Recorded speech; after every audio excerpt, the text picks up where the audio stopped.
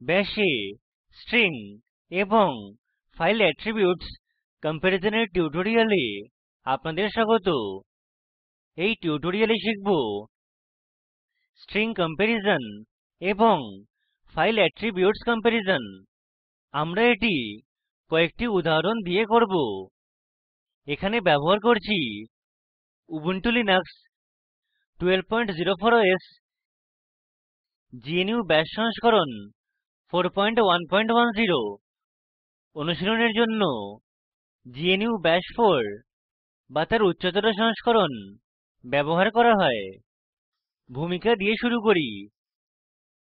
bash এ string তুলনা করার দুটি উপায় রয়েছে।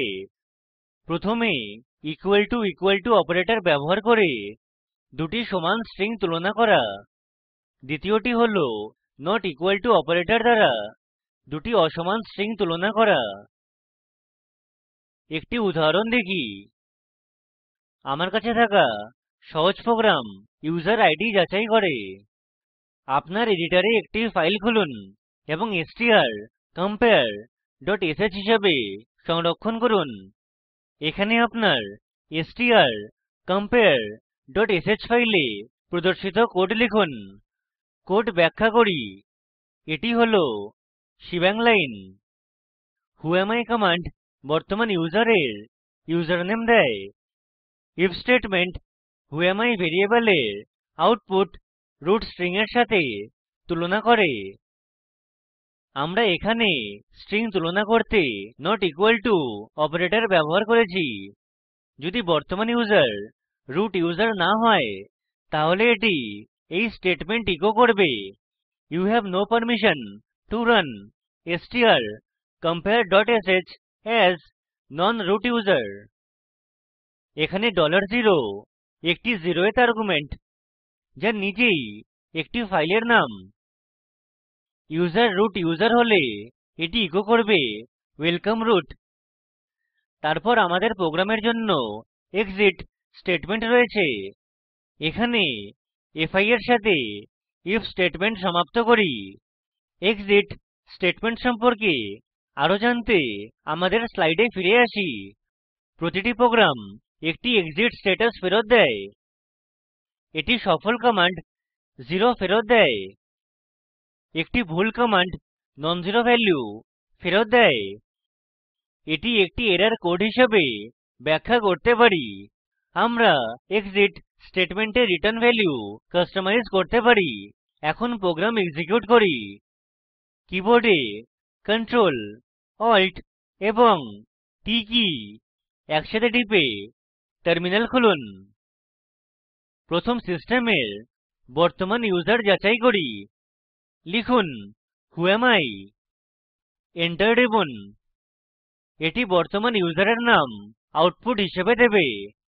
এখন আমাদের স্ক্রিপ্ট এক্সিকিউটেবল করি।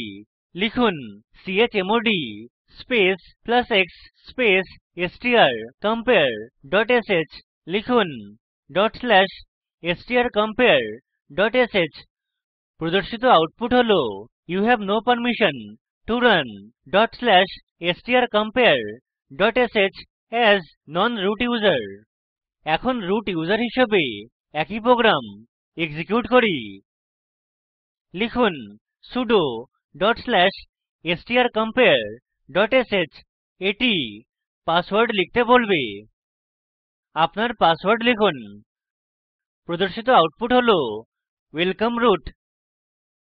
এখন file attribute কম্পেরিজন সম্পর্কে শিখি। আমার কাছে কোডের কার্যরত উদাহরণ রয়েছে। এই প্রোগ্রামে একটি প্রদত্ত ফাইল বিদ্যমান কিনা তা যাচাই করব। file1 সেই ভ্যারিয়েবল যেখানে ফাইলের পাথ সংরক্ষণ করি। -f কমান্ড ফাইল বিদ্যমান কিনা যাচাই করে এবং এটি সাধারণ ফাইল কিনা। কন্ডিশন ট্রু হলে এটি echo করবে file exists and is a normal file। অন্যথায় এটি echo করবে file does not exist। টার্মিনালে ফিরে যাই। ফাইল এক্সিকিউট করি। লিখুন chmod space +x space fileattrib sh। লিখুন dot slash fileattrib dot sh। প্রদর্শিত আউটপুট হল file exists and is a normal file। এখন আমরা যাচাই করব যে ফাইলটি খালি কিনা। প্রোগ্রাম এক্সিকিউট করার আগে আমি empty ডট sh নামে একটি খালি ফাইল তৈরি করব। লিখুন gedit space empty dot sh space ampersand চিহ্ন। সেভ এ টিপুন, ফাইল বন্ধ করুন। এখন -f attrib কে -s attribute দ্বারা প্রতিস্থাপিত করুন। পাশাপাশি এখানে ফাইলের নামও বদলান, লিখুন empty ডট sh। এখন প্রথম ইকো স্টেটমেন্ট প্রতিস্থাপন করতে লিখুন file exists and is not empty। দ্বিতীয় ইকো স্টেটমেন্ট প্রতিস্থাপন করতে লিখুন file is empty। সেভ এ টিপুন, টার্মিনালে ফিরে আসি, প্রম্পট মুছে ফেলি, এক্সিকিউট করি। লিখুন dot slash fileattrib dot sh, enter টিপুন।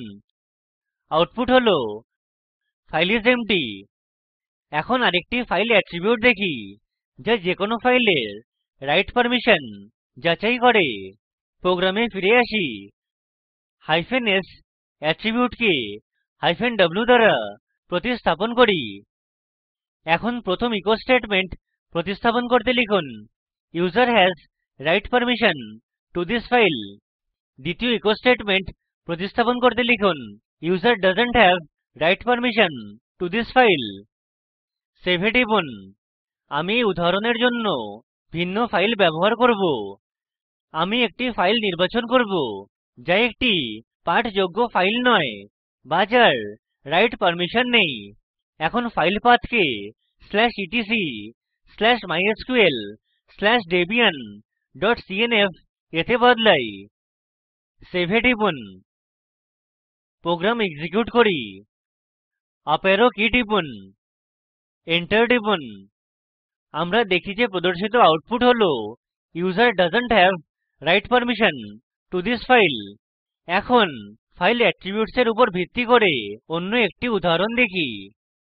এই উদাহরণে আমরা যাচাই করি যে file1 file2 এর তুলনায় নতুন কিনা। প্রোগ্রাম দেখি, আমাদের ফাইলের নাম fileattrib2 ডট sh। এখন কোড দেখি, এখানে দুটি ভ্যারিয়েবল রয়েছে file1 এবং file2। এই দুটি ফাইল ইতিমধ্যে তৈরী করা হয়েছে যা হলো খালি। এখন আমরা যাচাই করি যে file1 file2 এর তুলনায় নতুন কিনা। কন্ডিশন ট্রু হলে প্রিন্ট করি file1 is newer than file2। অন্যথায় file2 is newer than file1। এটি আরেকটি if স্টেটমেন্ট। এখানে আমরা যাচাই করি file1 file2 এর চেয়ে পুরনো কিনা।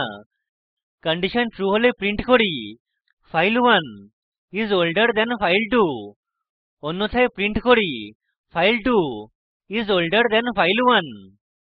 টার্মিনালে ফিরে আসি, প্রথমে empty1 ডট sh ফাইল সম্পাদন করব। আমরা এটিতে ইকো স্টেটমেন্ট যোগ করব। লিখুন echo ডবল উদ্ধৃতিতে hi ডবল উদ্ধৃতির পর গ্রেটার দেন চিহ্ন empty1 ডট sh, এন্টার টিপুন। এখন আমাদের স্ক্রিপ্ট এক্সিকিউটেবল করি। লিখুন chmod space +x space fileattrib2 dot sh। এখন লিখুন dot slash fileattrib2 dot sh। প্রদর্শিত আউটপুট হল file1 is newer than file2, file2 is older than file1। এখন empty2 ডট sh ফাইল সম্পাদন করি। এখানেও একটি ইকো স্টেটমেন্ট যোগ করব। লিখুন echo ডবল উদ্ধৃতিতে how are you উদ্ধৃতির পর গ্রেটার দেন চিহ্ন empty2 ডট sh। প্রম্পট মুছে ফেলি।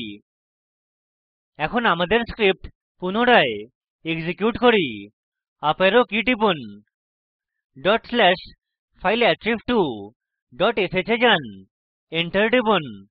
এখন প্রদর্শিত আউটপুট হল file2 is newer than file1 এবং file1 is older than file2। আমরা টিউটোরিয়ালের শেষে চলে এসেছি। সংক্ষিপ্তকরণ করি, এই টিউটোরিয়ালে শিখেছি string comparison, file attribute, equal to, not equal to, hyphen f, hyphen s, hyphen w, hyphen nt এবং hyphen ot attributes। এখন আরো কিছু attributes অন্বেষণ করব, উদাহরণস্বরূপ hyphen r, hyphen x, hyphen o।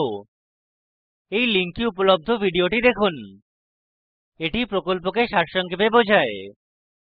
ভালো ব্যান্ডউইডথ না থাকলে ভিডিওটি ডাউনলোড করে দেখুন। স্পোকেন টিউটোরিয়াল প্রকল্প দল কর্মশালার আয়োজন করে, অনলাইন পরীক্ষা পাস করলে প্রশংসাপত্র দেয়। বিস্তারিত তথ্যের জন্য contact@spoken-tutorial.org তে ইমেল করুন। স্পোকেন টিউটোরিয়াল প্রকল্প টক টু এ টিচার প্রকল্পের অংশবিশেষ। এটি ভারত সরকারের আইসিটি এমএচআরডি এর জাতীয় শিক্ষা মিশন দ্বারা সমর্থিত।